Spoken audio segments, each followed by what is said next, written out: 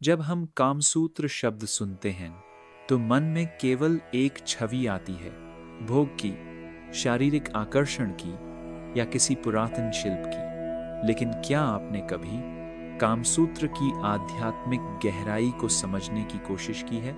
कामसूत्र केवल संभोग की विधियां नहीं, बल्कि जीवन की एक संपूर्ण कला है। काम का शास्त्र और आत्मा की गति का विज्ञान, और इस विज्ञान का केंद्र है स्त्री। स्त्री सौंदर्य नहीं, ऊर्जा है। स्त्री केवल एक शरीर नहीं, वह ऊर्जा की शक्ति है। पुराणों में कहा गया, स्त्री नारी नहीं, प्रकृति है। वात्स्यायन ने स्त्री को रसस्वरूपा कहा, जो केवल आकर्षण नहीं, बल्कि रस, प्रेम, संगीत और सृजन का स्रोत है। कामसूत्र के अनुसार जब एक पुरुष सजगता और श्रद्धा से स्त्री के सौंदर्य को देखता है तो वह केवल उसके रूप को नहीं, उसकी चेतना को छूता है।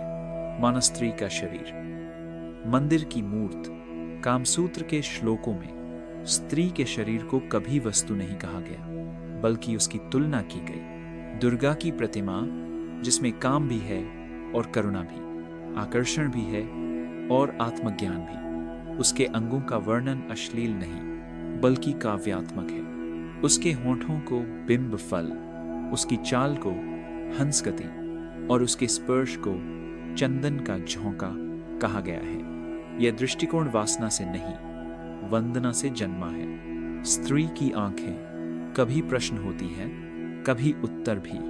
कामसूत्र कहता है, स्त्री के नयन पुरुष के मन का दर्पण होते हैं। जब वह दृष्टि डालती है तो वह आमंत्रण नहीं, उद्घाटन होता है उस चेतना का जो प्रेम के माध्यम से दो आत्माओं को जोड़ना चाहती है। काम केवल भोग नहीं, योग।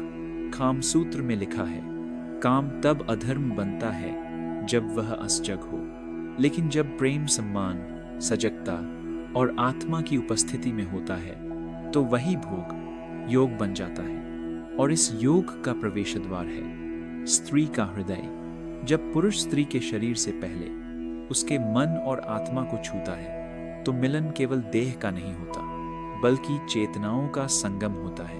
कामसूत्र के अध्यायों में स्त्री के 16 श्रृंगार, उसके अंगों की मुद्राएं, उसके हास्य, लज्जा और क्रोध को एक अलौकिक कला कहा गया है। स्त्री जब श्रृंगारित होती है तो वह केवल सुंदर नहीं लगती, वह पूर्णता का अनुभव कराती है।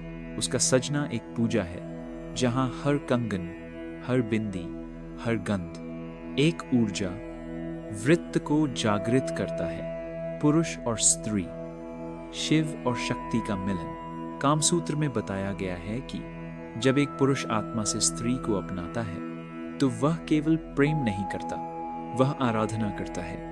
वह स्त्री में केवल आकर्षण नहीं, बल्कि शक्ति का रूप देखता है। काली, राधा, लक्ष्मी, सरस्वती सब उसी में समाहित हैं। स्त्री उस क्षण में शक्ति होती है और पुरुष शिव। उनका मिलन कोई कामुकता नहीं, बल्कि समाधि की झलक है। कामसूत्र कहता है, स्त्री केवल प्राप्त नहीं की जाती, वह जीती जाती है प्रेम से, कला से, ध्यान से। स्त्री को समझने के लिए पुरुष को तपस्वी बनना पड़ता है, उसे उसके मन की लहरों को पढ़ना पड़ता है, उसकी आंखों की मौन भाषा को सुनना पड़ता है। क्योंकि स्त्री कविता है, राग है और मौन का सौंदर्य है। कामसूत्र की स्त्री भोग्या नहीं, ब्रह्मा की रचना है। इसलिए कामसूत्र हमें यह सिखाता है कि स्त्री को कभी वस्तु न समझो, वह एक ब्रह्म की रचना है जिसमें प्रकृति की सारी कोमलता और आकाश की सारी गहराई समाई है। प्राचीन ग्रंथों के अनुसार स्त्री और पुरुष का मिलन आध्यात्मिक विकास का मार्ग बन सकता है, लेकिन जब मनुष्य मिलन करता है तो बेहोशी को साध लेता है। यदि मिलन सजगता के साथ अध्यात्मोन्नति के लिए किया जाए, यह एकमात्र प्रक्रिया से उसे परम तत्व की प्राप्ति हो सकती है, जिसे शिव मुनि कठोर तपस्या से प्राप्त करने के लिए जन्म जन्मांतर तक लगे रहते हैं। संसार में रहते हुए आध्यात्मिक उन्नति के लिए हमारे साथ जुड़े रहे। जय जय श्री अमित आनंद जी।